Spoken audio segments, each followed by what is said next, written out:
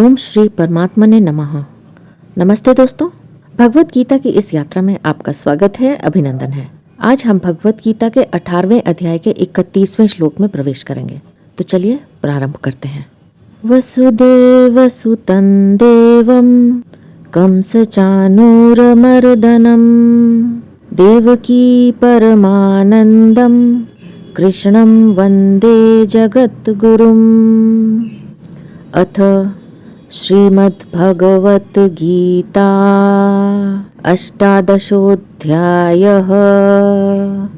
श्रीभगवान् उवाच यया धर्मम् अधर्मं च कार्यं चाकार्यमेव च अयथावत् प्रजानाति बुद्धिः सा पार्थ राजसी। श्री भगवान बोले, हे पार्थ, मनुष्य जिसके द्वारा धर्म और अधर्म को तथा कर्तव्य और अकर्तव्य को भी ठीक तरह से नहीं जानता, वह बुद्धि राजसी है। यया धर्मम अधर्मम च, शास्त्रों ने जो कुछ भी विधान किया है वह धर्म है, अर्थात शास्त्रों ने जिसकी आज्ञा दी है और जिससे परलोक में सद्गति होती है वह धर्म है। शास्त्रों ने जिसका निषेध किया है वह अधर्म है, अर्थात शास्त्रों ने जिसकी आज्ञा नहीं दी है और जिससे परलोक में दुर्गति होती है वह अधर्म है। जैसे अपने माता पिता बड़े बूढ़ों की सेवा करने में, दूसरों को सुख पहुंचाने में, दूसरों का हित करने की चेष्टा में अपने तन मन धन योग्यता पद अधिकार सामर्थ्य आदि को लगा देना धर्म है। ऐसे ही कुआं बावड़ी खुदवाना, धर्मशाला औषधालय बनवाना, प्याऊ सदावर्त चलाना, देश ग्राम मोहल्ले के अनाथ तथा गरीब बालकों की और समाज की उन्नति के लिए अपने कहलाने वाली चीजों को आवश्यकता अनुसार उनकी ही समझकर निष्काम भाव से उदारता पूर्वक खर्च करना धर्म है।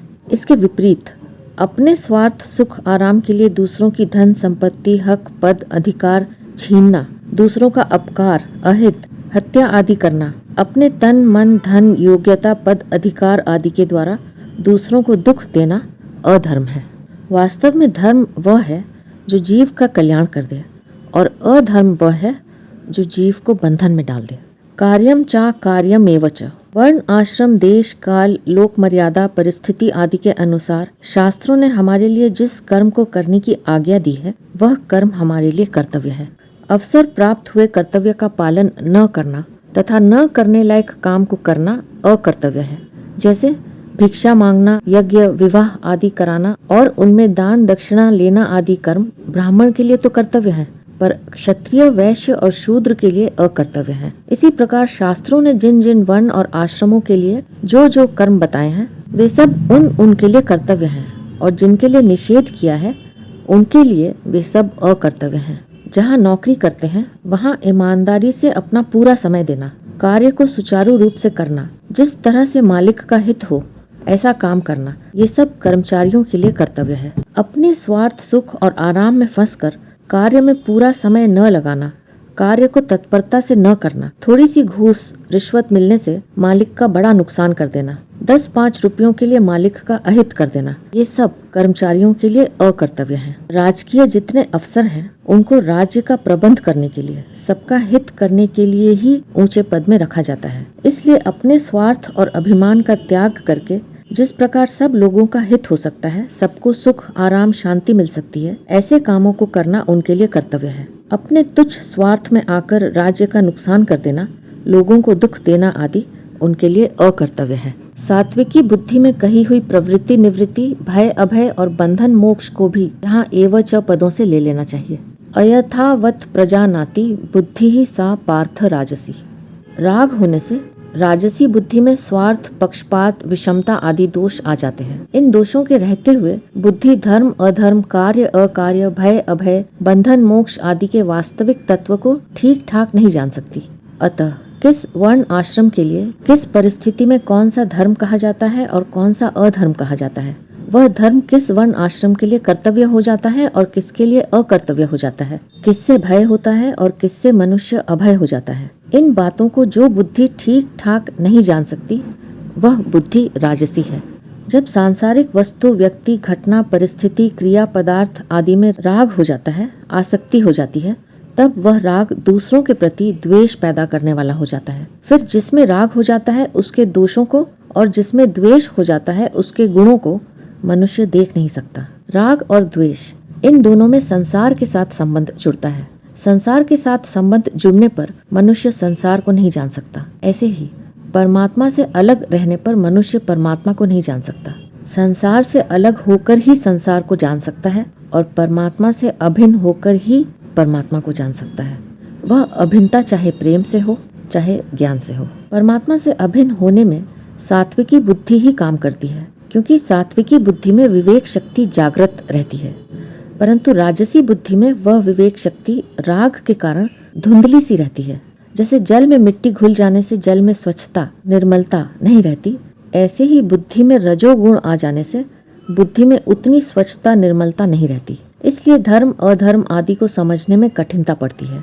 राजसी बुद्धि होने पर मनुष्य जिस किसी विषय में प्रवेश करता है उसको उस विषय को समझने में कठिनता पड़ती है। उस विषय के गुण दोष को ठीक ठाक समझे बिना वह ग्रहण और त्याग को अपने आचरण में नहीं ला सकता, अर्थात वह ग्राह्य वस्तु का ग्रहण नहीं कर सकता और त्याज्य वस्तु का त्याग नहीं कर सकता।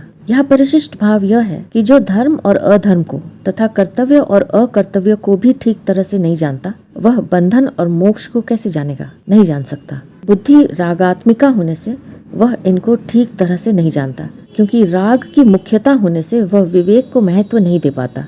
उत्पत्ति विनाशशील वस्तुओं का रंग चढ़ने से उसका विवेक लुप्त हो जाता है। अब भगवान तामसी बुद्धि के लक्षण बताते हैं। अधर्मं धर्मं मित्या मन्यते तमसावृता सर्वार्थान् विपरीतांश्च बुद्धिः सा पार्थ तामसी। श्री भगवान बोले, हे प्रथानंदन, तमोगुण से घिरी हुई जो बुद्धि अधर्म को धर्म ऐसा मान लेती है और संपूर्ण चीजों को उल्टा मान लेती है, वह तामसी है। अधर्मम धर्माम इतिया मन्यते तमसावृता। ईश्वर की निंदा करना, शास्त्र वर्ण आश्रम और लोक मर्यादा के विपरीत काम करना, माता पिता के साथ अच्छा बर्ताव न करना, संत महात्मा गुरु आचार्य आदि का अपमान करना, झूठ कपट बेईमानी जालसाजी अभक्ष्य भोजन पर स्त्री गमन आदि शास्त्र निषिद्ध पाप कर्मों को धर्म मानना, यह सब अधर्म को धर्म मानना है। अपने शास्त्र वर्ण आश्रम की मर्यादा में चलना, माता पिता की आज्ञा का पालन करना तथा उनकी तन मन धन से सेवा करना, संत महात्माओं के उपदेशों के अनुसार अपना जीवन बनाना, धार्मिक ग्रंथों का पठन पाठन करना, दूसरों की सेवा उपकार करना, शुद्ध पवित्र भोजन करना आदि शास्त्र विहित कर्मों को उचित न मानना, यह धर्म को अधर्म मानना है। तामसी बुद्धि वाले मनुष्यों के विचार होते हैं कि शास्त्रकारों ने, ब्राह्मणों ने अपने को बड़ा बता दिया और तरह तरह के नियम बनाकर लोगों को बांध दिया, जिससे भारत परतंत्र हो गया। जब तक ये शास्त्र रहेंगे, ये धार्मिक पुस्तकें रहेंगी, तब तक भारत का उत्थान नहीं होगा। भारत परतंत्रता की बेड़ी में ही जकड़ा हुआ रहेगा, आदि आदि। इसलिए वे मर्यादाओं को तोड़ने में ही धर्म मानते हैं। सर्वार्थान विपरीतांश्च, आत्मा को स्वरूप न मानकर शरीर को ही स्वरूप मानना, ईश्वर को न मान करके दृश्य जगत को ही सच्चा मानना, दूसरों को तुच्छ समझकर अपने को ही सबसे बड़ा मानना, दूसरों को मूर्ख समझकर अपने को ही पढ़ा लिखा विद्वान समझना। जितने संत महात्मा हो गए हैं, उनकी मान्यताओं से अपनी मान्यता श्रेष्ठ मानना, सच्चे सुख की तरफ ध्यान न देकर वर्तमान में मिलने वाले संयोग जन्य सुख को ही सच्चा मानना, न करने योग्य कार्य को ही अपना कर्तव्य समझना, अपवित्र वस्तुओं को ही पवित्र मानना, यह संपूर्ण चीजों को उल्टा मानना है। बुद्धि ही सा पार्थ तामसी। तमोगुण से आवृत जो बुद्धि अधर्म को धर्म, धर्म को अधर्म और अच्छे को बुरा, सुलटे को उल्टा मानती है, वह बुद्धि तामसी है। यह तामसी बुद्धि ही मनुष्य को अधोगति में ले जाने वाली है। अधोगच्छन्ति तामसाः, गीता 14वें अध्याय का 18वां श्लोक। इसलिए अपना उद्धार करने वाले को इसका सर्वथा त्याग कर देना चाहिए।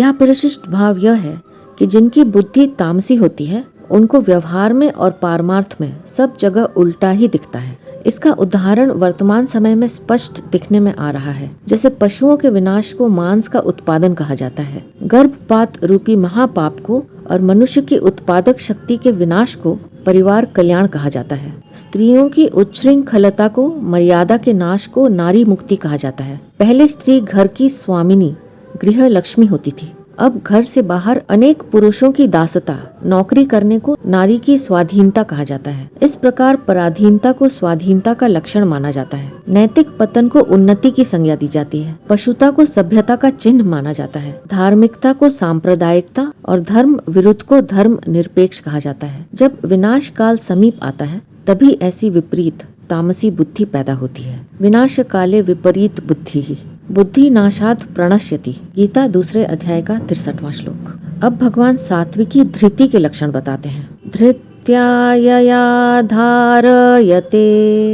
मनः प्राणेन्द्रिय क्रियाः योगेनाव्यभिचारिण्या धृतिः सा पार्थ सात्विकी।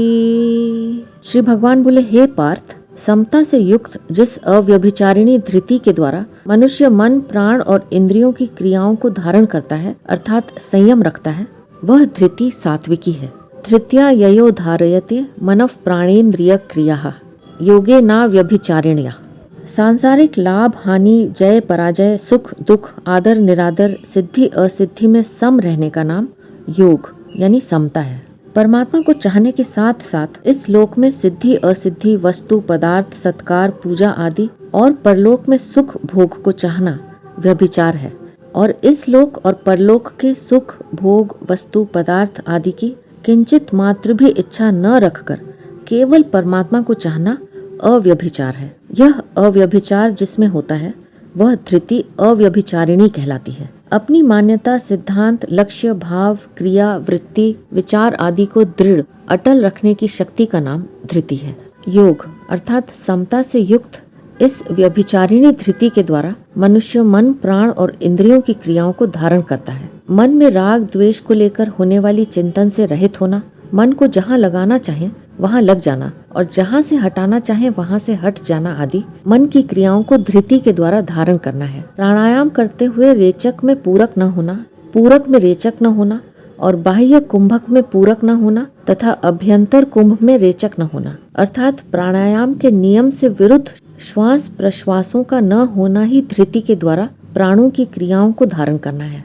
शब्द, स्पर्श, रूप, रस और गंध, इन विषयों को लेकर इंद्रियों का उच्छृंखल न होना। जिस विषय में जैसे प्रवृत्त होना चाहे उसमें प्रवृत्त होना और जिस विषय से निवृत्त होना चाहे उससे निवृत्त होना ही धृति के द्वारा इंद्रियों की क्रियाओं को धारण करना है। धृति सा पार्थ सात्विकी।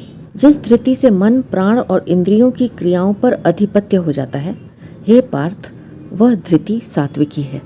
यहाँ परिशिष्ट भाव यह है कि जीव परमात्मा का अंश है, इसलिए परमात्मा के सिवाय कहीं भी जाना व्यभिचार है और केवल परमात्मा की तरफ चलना अव्यभिचार है। केवल परमात्मा की तरफ चलने वाली धृति अव्यभिचारिणी धृति है। अब भगवान राजसी धृति के लक्षण बताते हैं। यया तु धर्म कामार्थान धृत्या धारयते अर्जुन प्रसंगेन फलाकांक्षी धृति सा पार्थ राजसी। श्री भगवान बोले, परंतु हे पृथानंदन अर्जुन, फल की इच्छा वाला मनुष्य जिस धृति के द्वारा धर्म, काम, भोग और धन को अत्यंत आसक्ति पूर्वक धारण करता है वह धृति राजसी है। यया तु धर्म कामार्थान धृत्या धारयतेर्जुन प्रसंगेन फलाकांक्षी धृति सा पार्थ राजसी। राजसी धारण शक्ति से मनुष्य अपनी कामना पूर्ति के लिए धर्म का अनुष्ठान करता है। काम अर्थात भोग पदार्थों को भोगता है और अर्थ अर्थात धन का संग्रह करता है। अमावस्या, पूर्णिमा, व्यतिपात आदि अवसरों पर दान करना, तीर्थों में अन्न दान करना, पर्वों पर उत्सव मनाना, तीर्थ यात्रा करना, धार्मिक संस्थाओं में चंदा चिट्ठा के रूप में कुछ चढ़ा देना, कभी कथा कीर्तन भागवत सप्ताह आदि करवा लेना, यह सब केवल कामना पूर्ति के लिए ही धर्म को धारण करना है। धर्म का अनुष्ठान धन के लिए किया जाए और धन का खर्च धर्म के लिए किया जाए तो धर्म से धन और धन से धर्म दोनों परस्पर बढ़ते रहते हैं। परंतु धर्म का अनुष्ठान और धन का खर्चा केवल कामना पूर्ति के लिए ही किया जाए तो धर्म यानी पुण्य और धन दोनों ही कामना पूर्ति करके नष्ट हो जाते हैं। सांसारिक भोग पदार्थ तो प्राप्त होने ही चाहिए क्योंकि भोग पदार्थों से ही सुख मिलता है। संसार में कोई भी प्राणी ऐसा नहीं है जो भोग पदार्थों की कामना न करता हो। यदि मनुष्य भोगों की कामना न करे तो उसका जीवन ही व्यर्थ है। ऐसी धारणा के साथ भोग पदार्थों की कामना पूर्ति में ही लगे रहने का नाम धारण करना है। ऐसी धारणा के साथ भोग पदार्थों की कामना पूर्ति में ही लगे रहना काम को धारण करना है। धन के बिना दुनिया में किसी का भी काम नहीं चलता। धन से ही धर्म होता है। यदि पास में धन न हो तो आदमी धर्म कर ही नहीं सकता। जितने आयोजन किए जाते हैं वे सब धन से ही तो होते हैं। आज जितने आदमी बड़े कहलाते हैं वे सब धन के कारण ही तो बड़े बने हैं। धन होने से ही लोग आदर सम्मान करते हैं। जिसके पास धन नहीं होता उसको संसार में कोई पूछता ही नहीं। अतः धन का खूब संग्रह करना चाहिए। इस प्रकार धन में रचे पचे रहना अर्थ को धारण करना है। संसार में अत्यंत राग आसक्ति होने के कारण राजस मनुष्य शास्त्र की मर्यादा के अनुसार जो कुछ भी शुभ कर्म करता है उसमें उसकी यही कामना रहती है कि इस कर्म का मुझे इस लोक में सुख, आराम, मान, सत्कार आदि मिले और परलोक में सुख भोग मिले। ऐसे फल की कामना वाले तथा संसार में अत्यंत आसक्त मनुष्य की धारण शक्ति राजसी होती है।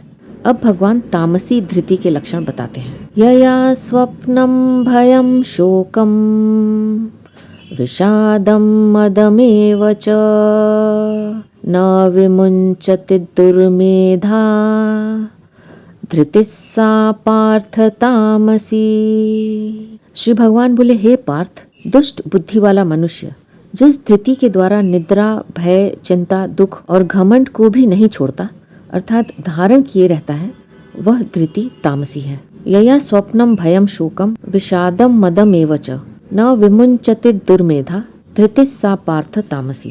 तामसी धारण शक्ति के द्वारा मनुष्य अधिक निद्रा, बाहर और भीतर का भय, चिंता, दुख और घमंड इनका त्याग नहीं करता, प्रत्युत इन सब में रचा पचा रहता है। वह कभी अधिक नींद में पड़ा रहता है, कभी मृत्यु, बीमारी, अपयश, अपमान, स्वास्थ्य, धन आदि के भय से भयभीत होता रहता है, कभी शोक चिंता में डूबा रहता है, कभी दुख में मग्न रहता है और कभी अनुकूल पदार्थों के मिलने से घमंड में चूर रहता है।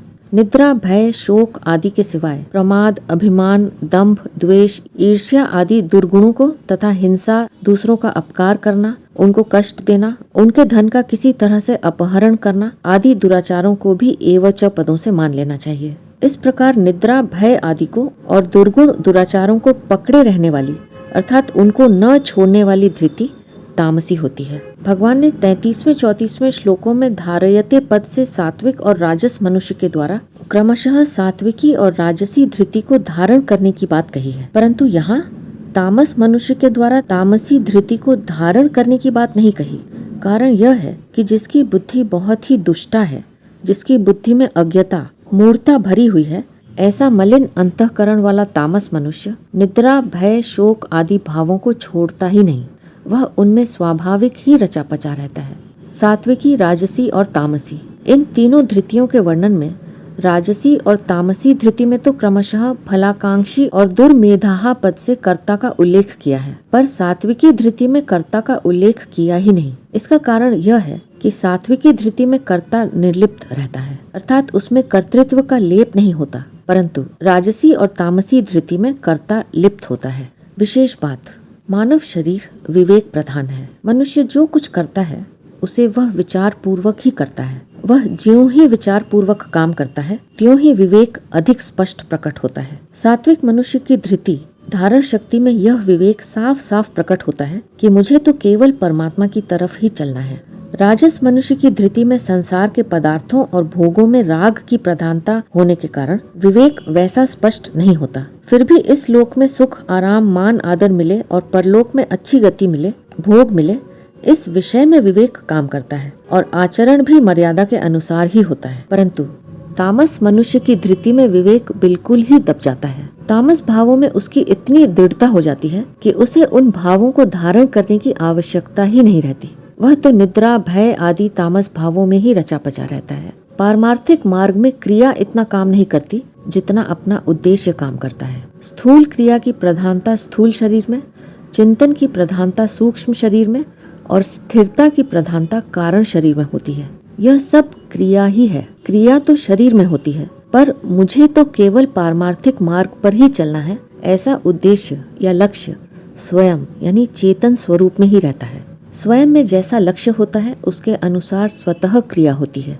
जो चीज स्वयं में रहती है वह कभी बदलती नहीं। उस लक्ष्य की दृढ़ता के लिए सात्विकी बुद्धि की आवश्यकता है और बुद्धि के निश्चय को अटल रखने के लिए सात्विकी धृति की आवश्यकता है। इसलिए यहाँ 30वें से 35वें श्लोक तक कुल 6 श्लोकों में 6 बार पार्थ संबोधन का प्रयोग करके भगवान साधक मात्र के प्रतिनिधि अर्जुन को चेताते हैं कि पृथानंदन, लौकिक वस्तुओं और व्यक्तियों के लिए चिंता न करके तुम अपने लक्ष्य को दृढ़ता से धारण किए रहो। अपने में कभी भी राजस तामस भाव न आने पाए, इसके लिए निरंतर सजग रहो। यहाँ परिशिष्ट भाव यह है कि निद्रा, भय, चिंता, दुख, घमंड आदि दोष तो रहेंगे ही, दूर हो ही नहीं सकते। ऐसा निश्चय करने वाले मनुष्य दुर्मेधा है। ऐसे मनुष्यों का दोषों को छोड़ने की तरफ ख्याल ही नहीं जाता, छोड़ने की हिम्मत ही नहीं होती, प्रत्युत वे इनको स्वाभाविक ही धारण किए रहते हैं। अधिक निद्रा ही बाधक होती है, आवश्यक यथा योग्य निद्रा बाधक नहीं होती। गीता 6 अध्याय का 16वां-17वां श्लोक। मनुष्यों की कर्मों में प्रवृत्ति सुख के लोभ से ही होती है, अर्थात सुख कर्म संग्रह में हेतु है। अतः आगे के 4 श्लोकों में भगवान सुख के भेद बताते हैं। सुखम त्विदानीं त्रिविधम शृणु मे भरतर्षभ, अभ्यासात् गमते यत्र दुखान्तं च निगच्छति, यत्तदग्रे विषमिव परिणामे मृतोपमम्, तत्सुखं सात्विकं प्रोक्तम् आत्मबुद्धि प्रसादजम। श्री भगवान बोले, हे भरतवंशियों में श्रेष्ठ अर्जुन, अब 3 प्रकार के सुख की भी तुम मुझसे सुनो, जिसमें अभ्यास से रमण होता है और जिससे दुखों का अंत हो जाता है। ऐसा वह परमात्मा विषयक बुद्धि से प्रसन्नता से पैदा होने वाला जो सुख सांसारिक आसक्ति के कारण आरंभ में ही विष की तरह और परिणाम में अमृत की तरह होता है, वह सुख सात्विक कहा गया है। भरतर्षभ, इस संबोधन को देने में भगवान का भाव यह है कि भरतवंशियों में श्रेष्ठ अर्जुन, तुम राजस तामस सुखों में लुब्ध मोहित होने वाले नहीं हो, क्योंकि तुम्हारे लिए राजस और तामस सुख पर विजय करना कोई बड़ी बात नहीं है। तुमने राजस सुख पर विजय भी कर ली है, क्योंकि स्वर्ग की उर्वशी जैसी सुंदरी अप्सरा को भी तुमने ठुकरा दिया है। इसी प्रकार तुमने तामस सुख पर भी विजय कर ली है, क्योंकि प्राणी मात्र के लिए आवश्यक जो निद्रा का तामस सुख है, उसको तुमने जीत लिया है। इसी से तुम्हारा नाम गुडाकेश हुआ है। सुखम तु इदानीम, ज्ञान, कर्म, कर्ता, बुद्धि और धृति के 3 भेद बताने के बाद यहाँ तू पद का प्रयोग करके भगवान कहते हैं कि सुख भी 3 तरह का होता है। इसमें एक विशेष ध्यान देने की बात है कि आज पारमार्थिक मार्ग पर चलने वाले जितने भी साधक हैं, उन साधकों की ऊंची स्थिति न होने में अथवा उनको परमात्मा तत्व का अनुभव न होने में अगर कोई विघ्न बाधा है तो वह है सुख की इच्छा। सात्विक सुख भी आसक्ति के कारण बंधनकारक हो जाता है। तात्पर्य है कि अगर साधन जन्य ध्यान और एकाग्रता का सुख भी लिया जाए तो वह भी बंधन कारक हो जाता है। इतना ही नहीं, अगर समाधि का सुख भी लिया जाए तो वह भी परमात्म तत्व की प्राप्ति में बाधक हो जाता है। सुख संगेन बध्नाति, गीता 14वें अध्याय का 6वां श्लोक। इस विषय में कोई कहे कि परमात्म तत्व का सुख आ जाए तो क्या उस सुख को भी हम न लें? वास्तव में परमात्म तत्व का सुख लिया नहीं जाता, प्रत्युत उस अक्षय सुख का स्वतः अनुभव होता है। गीता 5वें अध्याय का 21वां और 6ठे अध्याय का 21वां तथा 28वां श्लोक। साधन जन्य सुख का भोग न करने से वह अक्षय सुख स्वतः स्वाभाविक प्राप्त हो जाता है। उस अक्षय सुख की तरफ विशेष ख्याल कराने के लिए भगवान यहाँ तू पद का प्रयोग करते हैं। यहाँ इदानीम कहने का तात्पर्य है कि अर्जुन संन्यास और त्याग के तत्व को जानना चाहते थे। अतः उनकी जिज्ञासा के उत्तर में भगवान ने त्याग, ज्ञान, कर्म, कर्ता, बुद्धि और धृति के 3 भेद बताए, परंतु इन सब में ध्येय तो सुख का ही रहता है। अतः भगवान कहते हैं कि तुम उसी ध्येय की सिद्धि के लिए सुख के भेद सुनो। त्रिविधम श्रेणु में लोग रात दिन राजस और तामस सुख में लगे रहते हैं और उसी को वास्तविक सुख मानते हैं। इस कारण सांसारिक भोगों से ऊंचा उठकर भी कोई सुख मिल सकता है, प्राणों के मोह से ऊंचा उठकर भी कोई सुख मिल सकता है, राजस और तामस सुख से आगे भी कोई सात्विक सुख है, वे इन बातों को समझ ही नहीं सकते। इसलिए भगवान कहते हैं कि भैया, वह सुख 3 प्रकार का होता है, उनको तुम सुनो और उनमें से सात्विक सुख को ग्रहण करो और राजस तामस सुखों का त्याग करो, कारण कि सात्विक सुख परमात्मा की तरफ चलने में सहायता करने वाला है और राजस तामस सुख संसार में फंसाकर पतन करने वाला है। अभ्यासात रमते यत्र, सात्विक सुख में अभ्यास से रमण होता है। साधारण मनुष्यों को अभ्यास के बिना इस सुख का अनुभव नहीं होता। राजस और तामस सुख में अभ्यास नहीं करना पड़ता, उसमें तो प्राणी मात्र का स्वतः स्वाभाविक ही आकर्षण होता है। राजस तामस सुख में इंद्रियों का विषयों की ओर, मन बुद्धि का भोग संग्रह की ओर तथा थकावट होने पर निद्रा आदि की ओर स्वतः आकर्षण होता है। विषयजन्य, अभिमानजन्य, प्रशंसाजन्य और निद्राजन्य सुख सभी प्राणियों को स्वतः ही अच्छे लगते हैं। कुत्ते आदि जो नीच प्राणी हैं, उनका भी आदर करते हैं तो वे राजी होते हैं और निरादर करते हैं तो नाराज हो जाते हैं, दुखी हो जाते हैं। तात्पर्य है कि राजस और तामस सुख में अभ्यास की आवश्यकता नहीं है, क्योंकि इस सुख को सभी प्राणी अन्य योनियों में भी लेते आए हैं। इस सात्विक सुख में अभ्यास क्या है? श्रवण मनन भी अभ्यास है, शास्त्रों को समझना भी अभ्यास है और राजसी तामसी वृत्तियों को हटाना भी अभ्यास है। जिस राजस और तामस सुख में प्राणी मात्र की स्वतः स्वाभाविक प्रवृत्ति हो रही है, उससे भिन्न नई प्रवृत्ति करने का नाम अभ्यास है। सात्विक सुख में अभ्यास करना तो आवश्यक है, परंतु रमण करना बाधक है। यहाँ अभ्यासात गमते पद का यह भाव नहीं है कि सात्विक सुख का भोग किया जाए, प्रत्युत सात्विक सुख में अभ्यास से ही रुचि, प्रियता, प्रवृत्ति आदि के होने को ही यहाँ रमण करना कहा गया है। दुखांतम च निगच्छति, उस सात्विक सुख में अभ्यास से ज्यों-ज्यों रुचि प्रियता बढ़ती जाती है, त्यों-त्यों परिणाम में दुखों का नाश होता जाता है और प्रसन्नता, सुख तथा आनंद बढ़ते जाते हैं। गीता 2 अध्याय का 65वां श्लोक। च अव्यय देने का तात्पर्य है कि जब तक सात्विक सुख में रमण होगा, तब तक साधक सात्विक सुख लेता रहेगा। अर्थात साधक सात्विक सुख लेता रहेगा, तब तक दुखों का अत्यंत अभाव नहीं होगा, कारण कि सात्विक सुख भी परमात्म विषयक बुद्धि की प्रसन्नता से पैदा हुआ है। आत्म बुद्धि प्रसादजम, जो उत्पन्न होने वाला होता है वह अवश्य नष्ट होता है। ऐसे सुख से दुखों का अंत कैसे होगा? इसलिए सात्विक सुख में भी आसक्ति नहीं होनी चाहिए। सात्विक सुख से भी ऊंचा उठने से मनुष्य दुखों के अंत को प्राप्त हो जाता है, गुणातीत हो जाता है। आत्म बुद्धि प्रसादजम, जिस बुद्धि में सांसारिक मान, बड़ाई, आदर, धन संग्रह, विषय जन्य सुख आदि का महत्व नहीं रहता, केवल परमात्म विषयक विचार ही रहता है, उस बुद्धि की प्रसन्नता अर्थात स्वच्छता से यह सात्विक सुख पैदा होता है। गीता 2 अध्याय का 64वां श्लोक। तात्पर्य है कि सांसारिक संयोग जन्य सुख से सर्वथा उपरत होकर परमात्मा में बुद्धि के विलीन होने पर जो सुख होता है वह सुख सात्विक है। यत्तदग्रे विषमेव, यहाँ यत्तत् कहने का भाव यह है कि यत् जो सात्विक सुख है, तत् वह परोक्ष है, अर्थात उसका अभी अनुभव नहीं हुआ है। अभी तो उस सुख का केवल उद्देश्य बनाया है, जबकि राजस और तामस सुख का अभी अनुभव होता है। इसलिए अनुभव जन्य राजस और तामस सुख का त्याग करने में कठिनता आती है और लक्ष्य रूप में जो सात्विक सुख है, उसकी प्राप्ति के लिए किया हुआ रसहीन परिश्रम यानी अभ्यास आरंभ में विष की तरह लगता है। अग्रे विषमेव, तात्पर्य यह है कि अनुभव जन्य राजस और तामस सुख का तो त्याग कर दिया और लक्ष्य वाला सात्विक सुख मिला नहीं, उसका रस अभी मिला नहीं, इसलिए वह सात्विक सुख आरंभ में विष की तरह प्रतीत होता है। राजस और तामस सुख को अनेक योनियों में भोगते आए हैं और उसे इस जन्म में भी भोगा है। उस भोगे हुए सुख की स्मृति आने से राजस और तामस सुख में स्वाभाविक ही मन लग जाता है, परंतु सात्विक सुख उतना भोगा हुआ नहीं है, इसलिए उसमें जल्दी मन नहीं लगता। इस कारण सात्विक सुख आरंभ में विष की तरह लगता है। वास्तव में सात्विक सुख विष की तरह नहीं है, प्रत्युत राजस और तामस सुख का त्याग विष की तरह लगता है। जैसे बालक को खेल कूद छोड़कर पढ़ाई में लगाया जाए तो उसको पढ़ाई में कैदी की तरह होकर अभ्यास करना पड़ता है, पढ़ाई में मन नहीं लगता, तथा इधर उच्छृंखलता, खेल कूद छूट जाता है तो उसको पढ़ाई विष की तरह मालूम देती है।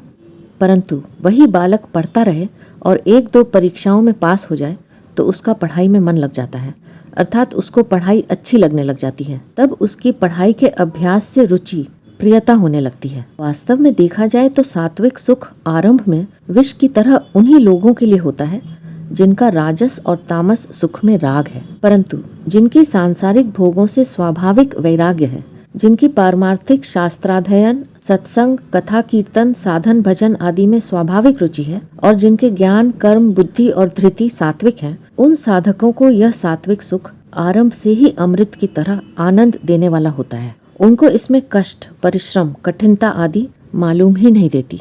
परिणामे मृतोपमम, साधन करने से साधक में सत्व गुण आता है। सत्व गुण के आने पर इंद्रियों और अंतःकरण में स्वच्छता, निर्मलता, ज्ञान की दीप्ति, शांति, निर्विकारता आदि सद्भाव, सद्गुण प्रकट हो जाते हैं। सात्विक, राजस और तामस, ये तीनों गुण अंतःकरण में अमूर्त रूप से रहते हैं। इनका पता वृत्तियों से ही लगता है, जिसका वर्णन 14वें अध्याय के 11वें से 13वें श्लोक तक हुआ है। इन सद्गुणों का प्रकट होना ही सात्विक सुख का परिणाम में अमृत की तरह होना है। इसका उपभोग न करने से, अर्थात इसमें रस न लेने से वास्तविक अक्षय सुख की प्राप्ति हो जाती है। गीता 5वें अध्याय का 21वां श्लोक। परिणाम में सात्विक सुख राजस और तामस सुख से ऊंचा उठाकर जड़ता से संबंध विच्छेद करा देता है और इसमें आसक्ति न होने से अंत में परमात्मा की प्राप्ति करा देता है। इसलिए यह परिणाम में अमृत की तरह है। तत्सुखम सात्विकम प्रोक्तम। सत्संग, स्वाध्याय, संकीर्तन, जप, ध्यान, चिंतन आदि से जो सुख होता है वह मान, बड़ाई, आराम, रुपए, भोग आदि विषयेंद्रिय संबंध का नहीं है और प्रमाद, आलस्य, निद्रा का भी नहीं है। वह तो परमात्मा के संबंध का है। इसलिए वह सुख सात्विक कहा गया है। यहाँ परिशिष्ट भाव यह है कि 14वें अध्याय में तो सात्विक सुख को बांधने वाला बताया था, सुख संगेन बध्नाति, 14वें अध्याय का 6वां श्लोक। पर यहाँ उसको दुखों का नाश करने वाला बताते हैं, दुखांतम च निगच्छति। इसका तात्पर्य यह है कि सात्विक सुख में रमण, भोग करने से वह बांधने वाला हो जाता है, अर्थात गुणातीत नहीं होने देता। अगर रमण न करे तो वह सात्विक सुख दुखों का नाश करने वाला हो जाता है। सुख भोगने से दुख का नाश नहीं होता, भोग का त्याग करने से ही योग होता है। इसलिए सात्विक सुख में भी असंगता होनी चाहिए। संग होने से बंधनकारक रजोगुण आ जाता है। सत्व गुण में रजोगुण आने से पतन होता है। विवेक को महत्व न देने के कारण सात्विक सुख आरंभ में विष की तरह दिखता है। राजस मनुष्य विवेक को आदर नहीं देता, अतः सात्विक सुख का आरंभ में विष की तरह दिखना राजसपना है। तात्पर्य है कि सात्विक सुख दुखदायी नहीं होता, प्रत्युत मनुष्य की बुद्धि में राजसपना होने से सात्विक सुख भी उसको विष की तरह दुखदायी दिखता है। उसका उद्देश्य तो सात्विक सुख का है, पर भीतर राजस भाव पड़ा है। अब भगवान राजस सुख का वर्णन करते हैं। विषयेन्द्रिय संयोगात् यत्तदग्रे मृतोपमम् परिणामे विषमेव तत्सुखम राजसं स्मृतम। श्री भगवान बोले, जो सुख इंद्रियों और विषयों के संयोग से होता है वह आरंभ में अमृत की तरह और परिणाम में विष की तरह प्रतीत होता है, अतः वह सुख राजस कहा गया है। विषयेंद्रिय संयोगात, विषयों और इंद्रियों के संयोग से होने वाला जो सुख है उसमें अभ्यास नहीं करना पड़ता, कारण कि यह प्राणी किसी भी योनि में जाता है वहाँ उसको विषयों और इंद्रियों के संयोग से होने वाला सुख मिलता ही है। शब्द, स्पर्श आदि 5 विषयों का सुख पशु, पक्षी, कीट, पतंग आदि सभी प्राणियों को मिलता है, अतः उस सुख में प्राणी मात्र का स्वाभाविक अभ्यास रहता है। मनुष्य जीवन में भी बचपन से देखा जाए तो अनुकूलता में राजी होना और प्रतिकूलता में नाराज होना स्वाभाविक ही होता आया है। इसलिए इस राजस सुख में अभ्यास की आवश्यकता नहीं है। यत्तदग्रे मृतोपमम्, राजस सुख को आरंभ में अमृत की तरह कहने का भाव यह है कि सांसारिक विषयों की प्राप्ति की संभावना के समय मन में जितना सुख होता है उतना सुख, मस्ती और राजीपन विषयों के मिलने पर नहीं रहता। मिलने पर भी आरंभ में संयोग होते ही जैसा सुख होता है, थोड़े समय के बाद वैसा सुख नहीं रहता और उस विषय को भोगते भोगते जब भोगने की शक्ति क्षीण हो जाती है उस समय सुख नहीं होता, प्रत्युत विषय भोग से अरुचि हो जाती है। भोग भोगने की शक्ति क्षीण होने के बाद भी अगर विषयों का भोग किया जाए तो दुख, जलन पैदा हो जाती है, चित्त में सुख नहीं रहता। इसलिए वह राजस सुख आरंभ में अमृत की तरह दिखता है। अमृत की तरह कहने का दूसरा भाव यह है कि जब मन विषयों में खिंचता है तब मन को वे विषय बड़े प्यारे लगते हैं। विषयों और भोगों की बातें सुनने में जितना रस आता है उतना भोगने में नहीं आता। इसलिए गीता में आया है, यामिमाम पुष्पिताम वाचम प्रवदन्त्य विपश्चितः, 2 अध्याय का 42वां श्लोक। राजस मनुष्य स्वर्ग के भोगों का सुख सुनते हैं तो उनको वह सुख बड़ा प्रिय लगता है और वे उसके लिए ललचा उठते हैं। तात्पर्य है कि वे स्वर्ग के सुख दूर से सुनकर ही बड़े प्रिय लगते हैं, परंतु स्वर्ग में जाकर सुख भोगने से उनको उतना सुख नहीं मिलता और वह उतना प्रिय भी नहीं लगता। परिणाम ये विषम में वह, आरंभ में विषय बड़े सुंदर लगते हैं, उनमें बड़ा सुख मालूम देता है, परंतु उनको भोगते भोगते जब परिणाम में वह सुख नीरसता में परिणत हो जाता है, उस सुख में बिल्कुल अरुचि हो जाती है, तब वही सुख विष की तरह मालूम देता है। संसार में जितने प्राणी कैद में पड़े हैं, जितने 84 लाख योनियों और नरकों में पड़े हैं, उसका कारण देखा जाए तो उन्होंने विषयों का भोग किया है, उनसे सुख लिया है। इसी से वे कैद नरक आदि में दुख पा रहे हैं, क्योंकि राजस सुख का परिणाम दुख होता ही है। रजासस्तु फलम दुखम, गीता 14वें अध्याय का 16वां श्लोक। आज भी जो लोग घबरा रहे हैं, दुखी हो रहे हैं, वे सब पदार्थों के राग के कारण ही दुख पा रहे हैं। जो धनी होकर फिर निर्धन हो गया है, वह जितना दुखी और संतप्त है, उतना दुख और संताप स्वाभाविक निर्धन को नहीं है, क्योंकि उसके भीतर सुख के संस्कार अधिक नहीं पड़े हैं। परंतु धनी ने राजस सुख अधिक भोगा है, उसके भीतर सुख के संस्कार अधिक पड़े हैं, इसलिए उसको धन के अभाव का दुख अधिक है। जैसे जो मनुष्य तरह तरह की सामग्री भोजन करने वाला है, उसके भोजन में कभी थोड़ी सी भी कमी रह जाए तो उसको वह कमी बड़ी खटकती है कि आज भोजन में चटनी नहीं है, खटाई नहीं है, मिठाई नहीं है, अमुक अमुक चीज नहीं है। इस प्रकार नहीं नहीं का ही तांता लगा रहता है। परंतु साधारण मनुष्य बाजरे की रूखी सूखी रोटी खाकर भी मौज से रहता है, उसको भोजन में किसी चीज की कमी खटकती ही नहीं। तात्पर्य यह हुआ कि पदार्थों के संयोग से जितना ज्यादा सुख लिया है, उतना ही उसके अभाव का अनुभव होता है। अभाव के अनुभव में दुख होता ही है। जिस पदार्थ की कामना होती है, उसकी प्राप्ति के लिए मनुष्य उद्योग करते हैं। उद्योग करने पर भी वस्तु मिलेगी या नहीं मिलेगी, इसमें संदेह रहता है। वस्तु न मिले तो उसके अभाव का दुख होता है, और वस्तु मिल जाए तो उस वस्तु को और भी अधिक प्राप्त करने की इच्छा हो जाती है। इस प्रकार इच्छा पूर्ति नई इच्छा का कारण बन जाती है, और इच्छा पूर्ति तथा फिर इच्छा की उत्पत्ति, यह चक्कर चलता ही रहता है। इसका कभी अंत नहीं आता, विश्व साइकिल बन जाता है।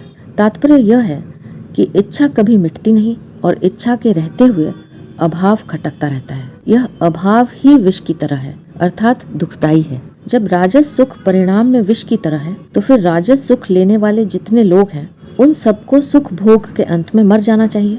परंतु राजस सुख विष की तरह मारता नहीं, प्रत्युत विष की तरह अरुचि कारक हो जाता है। उसमें पहले जैसी रुचि होती है, वैसी रुचि अंत में नहीं रहती, अर्थात वह सुख विष की तरह हो जाता है, साक्षात विष नहीं होता। राजस सुख विष की तरह क्यों होता है? कारण कि विष तो एक जन्म में ही मारता है, पर राजस सुख कई जन्मों तक मारता है। राजस सुख लेने वाला रागी मनुष्य शुभ कर्म करके यदि स्वर्ग में भी चला जाता है, तो वहाँ भी उसको सुख शांति नहीं मिलती। स्वर्ग में भी अपने से ऊंची श्रेणी वालों को देखकर ईर्ष्या होती है कि ये हमारे से ऊंचे क्यों हो गए। समान पद वालों को देखकर दुख होता है कि ये हमारे समान पद पर आकर क्यों बैठ गए, और नीची श्रेणी वालों को देखकर अभिमान आता है कि हम इनसे ऊंचे हैं। इस प्रकार उनके मन में ईर्ष्या, दुख और अभिमान होते ही रहते हैं। फिर उसके मन में सुख कहाँ और शांति कहाँ। इतना ही नहीं, पुण्यों के क्षीण होने पर भी उनको पुनः मृत्यु लोक में आना ही पड़ता है। क्षीणे पुण्य मृत्यु लोकम विशंति, गीता 9वें अध्याय का 21वां श्लोक। यहाँ आकर फिर शुभ कर्म करता है और फिर स्वर्ग में जाता है। इस प्रकार जन्म मरण के चक्कर में चढ़ा ही रहता है। गता गतम काम कामा लभन्ते, 9वें अध्याय का 21वां श्लोक। यदि वह राग के कारण पाप कर्मों में लग जाता है, तो परिणाम में 84 लाख योनियों और नरकों में पड़ता हुआ न जाने कितने जन्मों तक जन्मता मरता रहता है, जिसका कोई अंत नहीं आता। इसलिए इस सुख को विष की तरह कहा गया है। तत्सुखम राजसम स्मृतम, सात्विक सुख के लिए तो 37वें श्लोक में प्रोक्तम पद कहा है, पर राजस सुख के लिए यहाँ स्मृतम पद कहने का तात्पर्य है कि पहले भी मनुष्य ने राजस सुख का फल दुख पाया है, परंतु राग के कारण वह संयोग की तरफ पुनः ललचा उठता है। कारण कि संयोग का प्रभाव उस पर पड़ा हुआ है और परिणाम के प्रभाव को वह स्वीकार नहीं करता। अगर वह परिणाम के प्रभाव को स्वीकार कर ले तो फिर वह राजस सुख में फंसेगा नहीं। स्मृति, शास्त्र, पुराण आदि में ऐसे बहुत से इतिहास आते हैं जिनमें मनुष्यों के द्वारा राजस सुख के कारण बहुत दुख पाने की बात आई है। इसी बात को स्मरण कराने के लिए यहाँ स्मृतम पद आया है। जिसकी वृत्ति जितनी सात्विक होती है, वह उतना ही हरेक विषय के परिणाम की तरफ देखता है। अभी के तात्कालिक सुखों की तरफ वह ध्यान नहीं देता, परंतु राजसी वृत्ति वाला परिणाम की तरफ देखता ही नहीं। उसकी वृत्ति तात्कालिक सुख की तरफ ही जाती है, इसलिए वह संसार में फंसा रहता है। राजस मनुष्य को संसार का संबंध वर्तमान में तो अच्छा मालूम देता है, परंतु परिणाम में यह हानिकारक है। यही संस्पर्शजा भोगा दुख योनय एवच, गीता 5वें अध्याय का 22वां श्लोक। इसलिए साधक को संसार से विरक्त हो जाना चाहिए, राजस सुख में नहीं फंसना चाहिए। यहाँ परिशिष्ट भाव यह है कि सांसारिक भोगों का सुख आरंभ में अमृत की तरह और परिणाम में विष की तरह होता है। अविवेकी मनुष्य आरंभ को ही महत्व देता है। आरंभ तो सदा रहता नहीं, पर उसकी कामना सदा रहती है, जो संपूर्ण दुखों का कारण है। परंतु विवेकी मनुष्य आरंभ को न देखकर परिणाम को देखता है, इसलिए वह भोगों में आसक्त नहीं होता। न तेषु रमते बुधः, गीता 5वें अध्याय का 22वां श्लोक।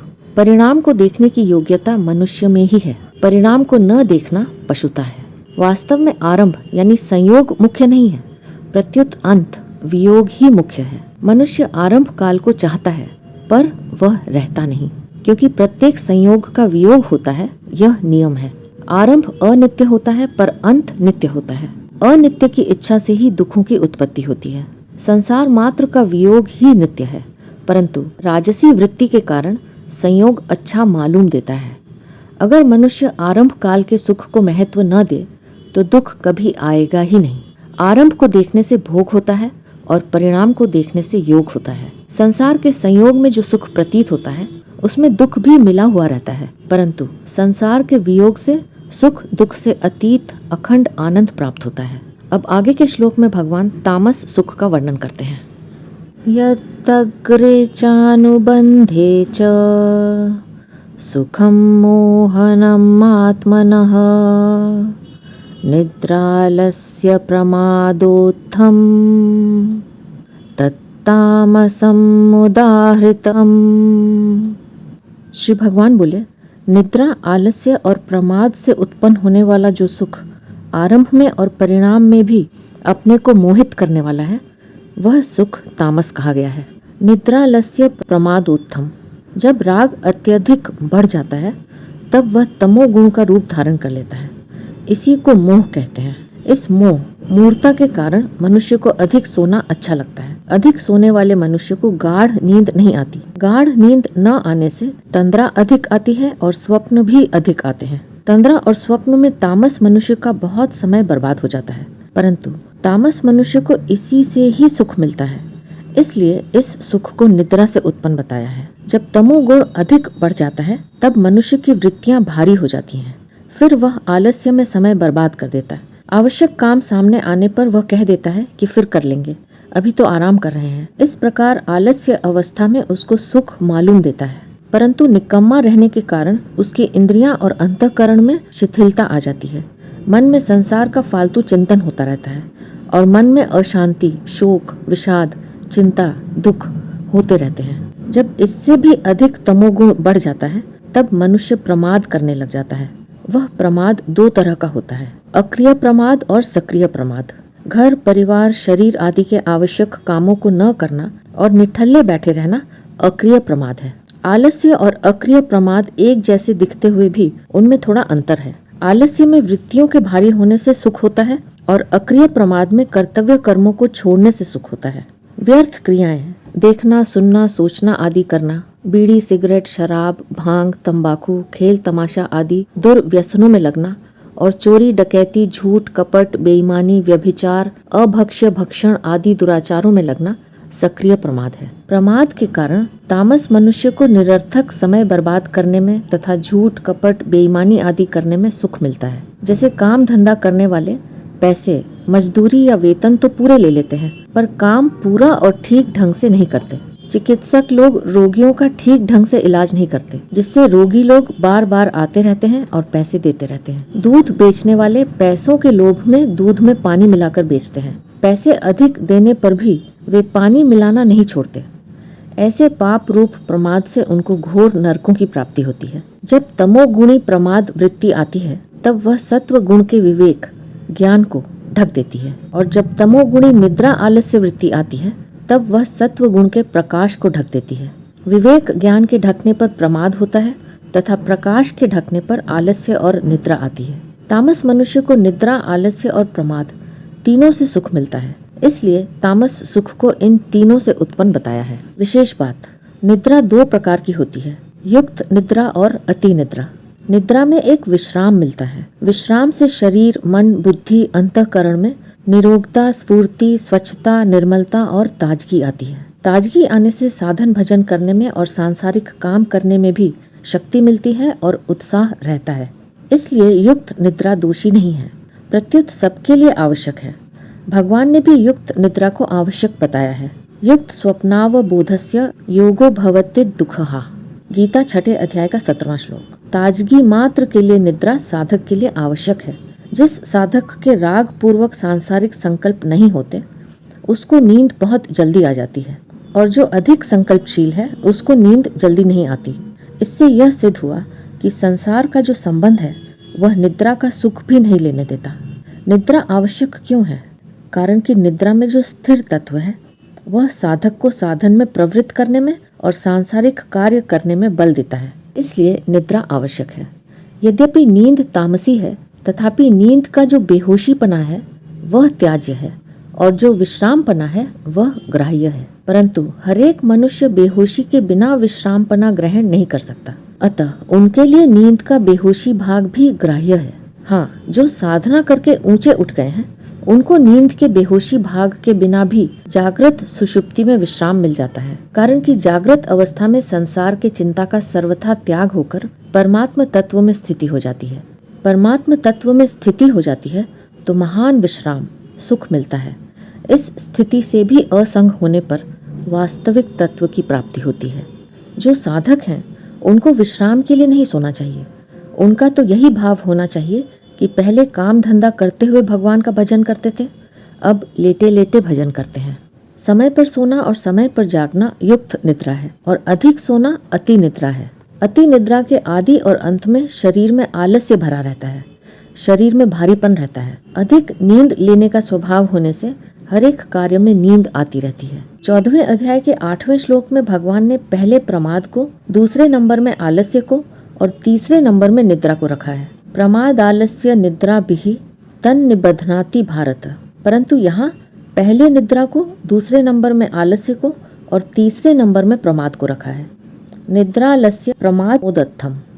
इस व्यतिक्रमण का कारण यह है कि वहाँ इन तीनों के द्वारा मनुष्य को बांधने का प्रसंग है और यहाँ मनुष्य का पतन करने का प्रसंग है। बांधने के विषय में प्रमाद सबसे अधिक बंधनकारक है, अतः इसको सबसे पहले रखा है। कारण कि प्रमाद निषिद्ध आचरणों में प्रवृत्त करता है जिससे अधोगति होती है। आलस्य केवल अच्छी प्रवृत्ति को रोकने वाला होने से इसको 2 नंबर में रखा है। निद्रा आवश्यक होने से बंधनकारक नहीं है, प्रत्युत अति निद्रा ही बंधनकारक है, अतः इसको तीसरे नंबर में रखा है। यहाँ उससे उल्टा क्रम रखने का अभिप्राय है कि सबके लिए आवश्यक होने से निद्रा इतना पतन करने वाली नहीं है।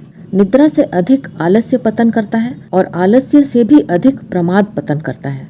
कारण कि मनुष्य अधिक नींद लेगा तो वृक्ष आदि मूढ़ योनियों की प्राप्ति होगी, परंतु आलस्य और प्रमाद करेगा तो कर्तव्यच्युत होकर दुराचार करने से नरकों में जाना पड़ेगा।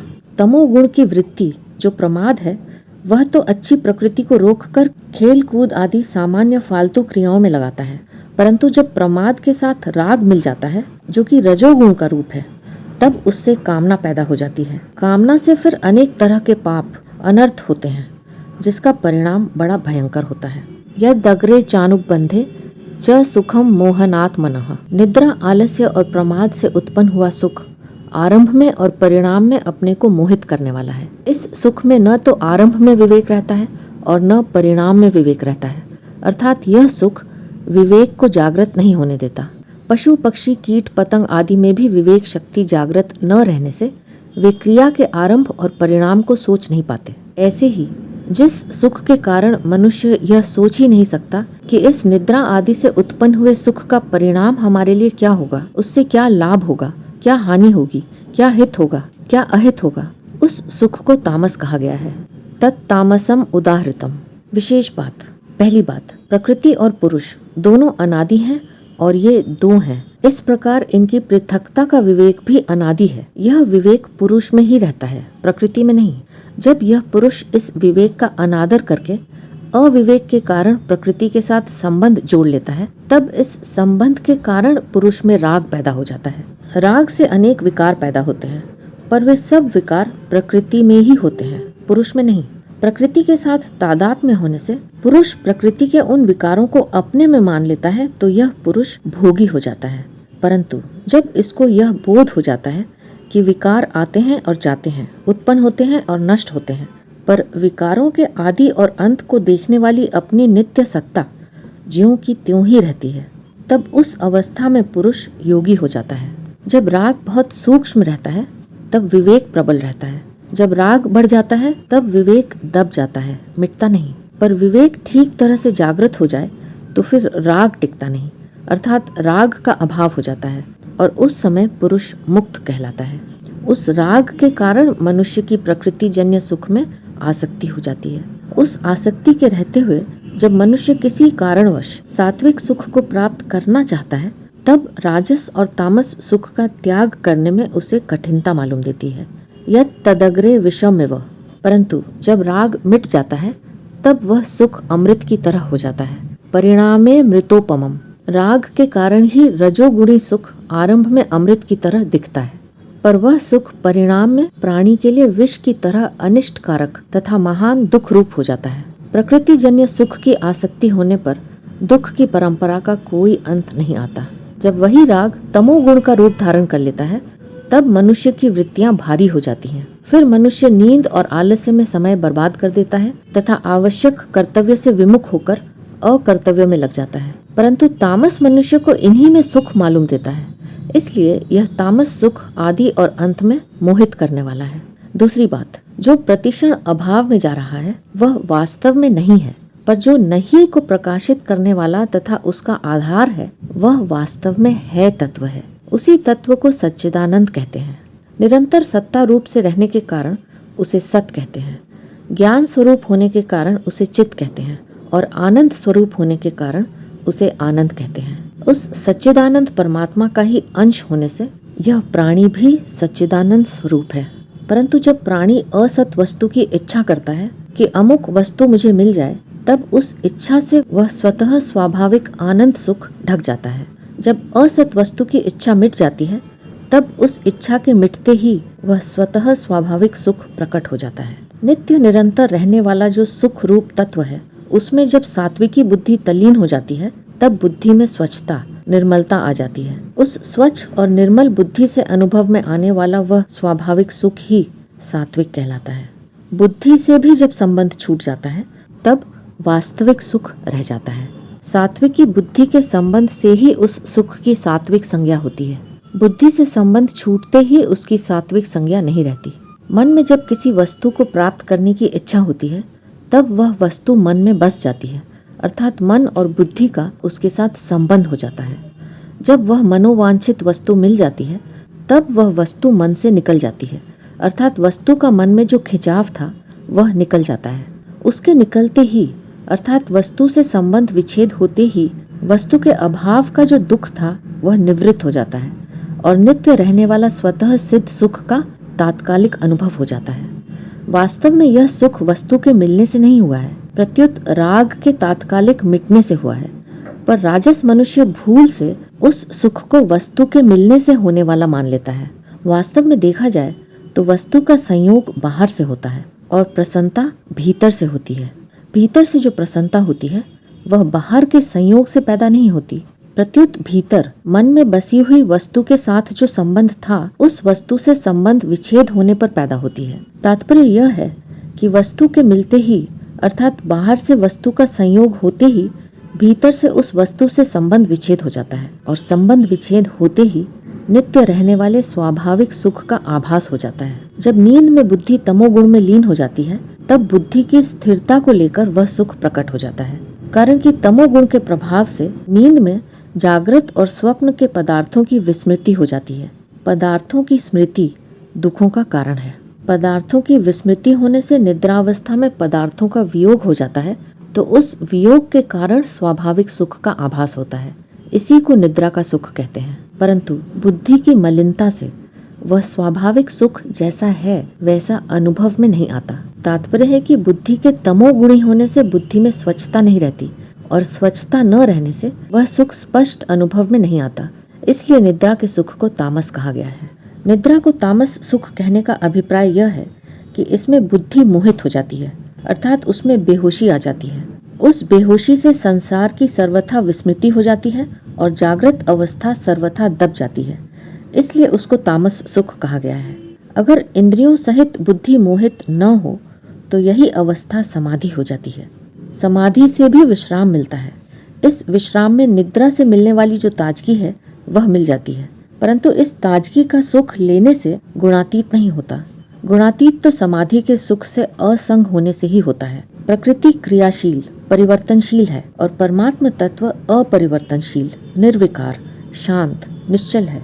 निद्रावस्था में उस निश्चल तत्व में स्थिति हो जाती है, परंतु अंतःकरण में भोगों का महत्व रहने से निद्रा के बाद मनुष्य की फिर भोग और संग्रह में ही रुचि हो जाती है और वह उसी में लग जाता है। इस प्रकार राग के कारण मनुष्य उस निश्चल तत्व से लाभ नहीं ले सकता और निद्रा से केवल थकावट दूर कर लेता है। अगर वह भोग और ऐश्वर्य की आसक्ति का सर्वथा त्याग कर दे तो उसकी निद्रा में और निद्रा के बाद भी स्वरूप में स्वतः स्वाभाविक अटल स्थिति रहेगी। इन सब का तात्पर्य यह है कि सात्विक मनुष्य को संसार से विमुख होकर तत्व में बुद्धि के तल्लीन होने से सुख होता है। राजस मनुष्य को राग के कारण अंतःकरण में बसी हुई वस्तु के बाहर निकलने से सुख होता है और तामस मनुष्य को वस्तुओं के लिए किए जाने वाले कर्तव्य कर्मों की विस्मृति से और निरर्थक क्रियाओं में लगने से सुख मिलता है। इससे यह सिद्ध हुआ कि जो नित्य निरंतर रहने वाला स्वरूप रूप तत्व है वह असत के संबंध से ही आच्छादित रहता है। विवेक पूर्वक असत से संबंध विच्छेद हो जाने पर, राग वाली वस्तुओं के मन से निकल जाने पर और बुद्धि के तमोगुण में लीन हो जाने पर जो सुख होता है वह उसी सुख का आभास है। तात्पर्य यह हुआ कि संसार से विवेक पूर्वक विमुख होने पर सात्विक सुख, भीतर से वस्तुओं के निकल जाने पर राजस सुख और मूर्ता से निद्रा आलस्य में संसार को भूलने पर तामस सुख होता है। परंतु वास्तविक सुख तो प्रकृति जन्य पदार्थों से सर्वथा संबंध विच्छेद से ही होता है। इन सुखों में जो प्रियता, आकर्षण और सुख का भोग है वही पारमार्थिक उन्नति में बाधा देने वाला और पतन करने वाला है। इसलिए पारमार्थिक उन्नति चाहने वाले साधकों को इन तीनों सुखों से संबंध विच्छेद करना अत्यंत आवश्यक है। यहाँ परिशिष्ट भाव यह है कि तामस मनुष्य में मोह रहता है। तमस्त्व ज्ञानजम विद्धि मोहनम सर्वदेहिनाम। गीता 14वें अध्याय का 8वां श्लोक। मोह विवेक में बाधक होता है। तामसी वृत्ति विवेक जागृत नहीं होने देती, इसलिए तामस मनुष्य का विवेक मोह के कारण लुप्त हो जाता है, जिससे वह आरंभ या अंत को देखता ही नहीं। 20वें से 39वें श्लोक तक भगवान ने गुणों की मुख्यता को लेकर ज्ञान, कर्म आदि के 3-3 भेद बताए। अब इनके सिवाय गुणों को लेकर सृष्टि की संपूर्ण वस्तुओं के भी 3-3 भेद होते हैं। इसका लक्ष्य कराते हुए भगवान आगे के श्लोक में प्रकरण का उपसंहार करते हैं। न तदस्ति पृथिव्यां वा दिविदेवेषु वा पुनः सत्वं प्रकृतिजैः मुक्तं यदेभिः स्यात् त्रिभिर्गुणैः। श्री भगवान बोले, पृथ्वी में या स्वर्ग में अथवा देवताओं में तथा इनके सिवाय और कहीं भी वह ऐसी कोई वस्तु नहीं है जो प्रकृति से उत्पन्न इन तीनों गुणों से रहित हो।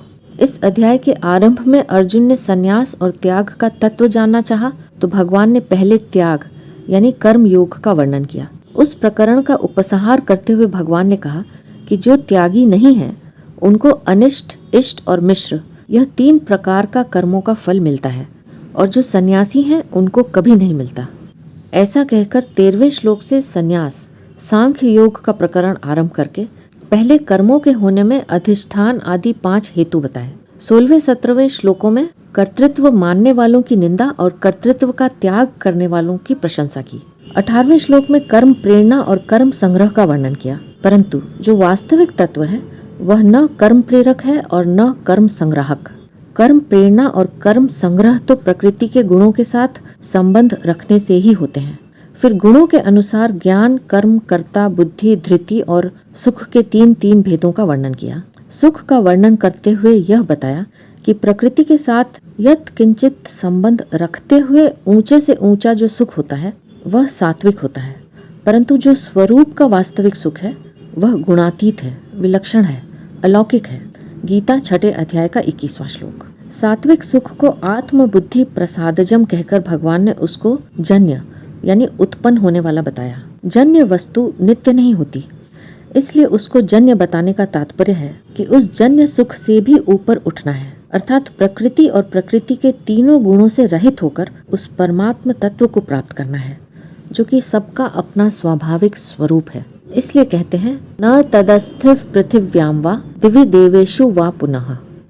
यहाँ पृथिव्याम पद से मृत्युलोक और पृथ्वी के नीचे के अतल वितल आदि सभी लोकों का, दिव्य पद से स्वर्ग आदि लोकों का, देवेशु पद को प्राणी मात्र के उपलक्षण के रूप में उन स्थानों में रहने वाले मनुष्य, देवता, असुर, राक्षस, नाग, पशु, पक्षी, कीट, पतंग, वृक्ष आदि सभी चर अचर प्राणियों का, और वा पुनः पदों से अनंत ब्रह्मांडों का संकेत किया गया है। तात्पर्य यह हुआ कि त्रिलोकी और अनंत ब्रह्मांड तथा उनमें रहने वाली कोई भी वस्तु ऐसी नहीं है जो प्रकृति से उत्पन्न इन तीनों गुणों से रहित हो, अर्थात सब के सब त्रिगुणात्मक हैं। सत्वम प्रकृतिजैहि मुक्तम यदेभिस्या त्रिभिः गुणैहि।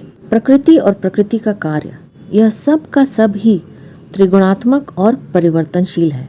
इनसे संबंध जोड़ने से ही बंधन होता है और इनसे संबंध विच्छेद करने से ही मुक्ति होती है, क्योंकि स्वरूप असंग है, स्वरूप स्व है और प्रकृति पर है। प्रकृति से संबंध जुड़ते ही अहंकार पैदा हो जाता है, जो कि पराधीनता को पैदा करने वाला है। यह एक विचित्र बात है कि अहंकार में स्वाधीनता मालूम देती है, पर है वास्तव में पराधीनता। कारण कि अहंकार से प्रकृति जन्य पदार्थों में आसक्ति, कामना आदि पैदा हो जाती है, जिससे पराधीनता में भी स्वाधीनता दिखने लग जाती है। इसलिए प्रकृति जन्य गुणों से रहित होना आवश्यक है। प्रकृति जन्य गुणों में रजोगुण और तमोगुण का त्याग करके सत्व गुण बढ़ाने की आवश्यकता है। सत्व गुण में भी प्रसन्नता और विवेक तो आवश्यक है, परंतु सात्विक सुख और ज्ञान की आसक्ति नहीं होनी चाहिए, क्योंकि सुख और ज्ञान की आसक्ति बांधने वाली है। इसलिए इनकी आसक्ति का त्याग करके सत्व गुण से ऊंचा उठे। इससे ऊंचा उठने के लिए ही यहाँ गुणों का प्रकरण आया है। साधक को तो सात्विक ज्ञान, कर्म, कर्ता, बुद्धि, धृति और सुख, इन पर ध्यान देकर इनके अनुरूप अपना जीवन बनाना चाहिए और सावधानी से राजस और तामस का त्याग करना चाहिए। इनका त्याग करने में सावधानी ही साधन है। सावधानी से सब साधन स्वतः प्रकट होते हैं। प्रकृति से संबंध विच्छेद करने में सात्विकता बहुत आवश्यक है, कारण कि इसमें प्रकाश अर्थात विवेक जागृत रहता है, जिससे प्रकृति से मुक्त होने में बड़ी सहायता मिलती है। वास्तव में तो इससे भी असंग होना है। यहाँ परिशिष्ट भाव यह है कि 10वें अध्याय में भगवान ने भक्ति, विश्वास की दृष्टि से संपूर्ण वस्तुओं को अपने से उत्पन्न होने वाली बताया था। न तदस्ति विना यत्स्यान मया भूतम चराचरम, 10वें अध्याय का 39वां श्लोक। यहाँ भगवान ज्ञान यानी विवेक की दृष्टि से संपूर्ण वस्तुओं को प्रकृतिजन्य गुणों से उत्पन्न होने वाली बताते हैं, कारण कि विवेक की दृष्टि में सत और असत दोनों रहते हैं, पर भक्त की दृष्टि में एक भगवान ही रहते हैं। सदा सच्चा हम अर्जुन, गीता 9वें अध्याय का 19वां श्लोक। विवेक मार्ग में असत का, गुणों का त्याग मुख्य है, पर भक्ति मार्ग में भगवान का संबंध मुख्य है। संसार की कोई भी वस्तु तीनों गुणों से रहित नहीं है, यह बात अज्ञानी की दृष्टि में है, तत्वज्ञानी की दृष्टि में नहीं। तत्वज्ञानी की दृष्टि सत्ता मात्र स्वरूप की तरफ रहती है, जो स्वतः स्वाभाविक निर्गुण है। गीता 13वें अध्याय का 31वां श्लोक। त्याग के प्रकरण में भगवान ने यह बताया कि नियत कर्मों का त्याग करना उचित नहीं है। उनका मूर्ता पूर्वक त्याग करने से वह त्याग तामस हो जाता है। शारीरिक क्लेश के भय से नियत कर्मों का त्याग करने से वह त्याग राजस हो जाता है, और फल एवं आसक्ति का त्याग करके नियत कर्मों को करने से वह त्याग सात्विक हो जाता है। इसी अध्याय का 7वां, 8वां और 9वां श्लोक। सांख्य योग की दृष्टि से संपूर्ण कर्मों की सिद्धि में 5 हेतु बताते हुए जहाँ सात्विक कर्म का वर्णन हुआ है, वहाँ नियत कर्मों को कर्तृत्व अभिमान से रहित, राग द्वेष से रहित और फलेच्छा से रहित मनुष्य के द्वारा किए जाने का उल्लेख किया है। इसी अध्याय का 23वां श्लोक। उन कर्मों में किस वर्ण के लिए कौन सा कर्म नियत है और उन नियत कर्मों को कैसे किया जाए, इसको बताने के लिए और साथ ही भक्ति योग की बात बताने के लिए भगवान आगे का प्रकरण आरंभ करते हैं, और आगे के श्लोक को लेकर हम अपनी अगली प्रस्तुति में फिर उपस्थित होंगे। अब मैं आपसे आज्ञा लूंगी। आप अपना ध्यान रखिए, सदा खुश रहिए, मुस्कुराते रहिए। आपका बहुत बहुत धन्यवाद। ओम श्री परमात्मने नमः।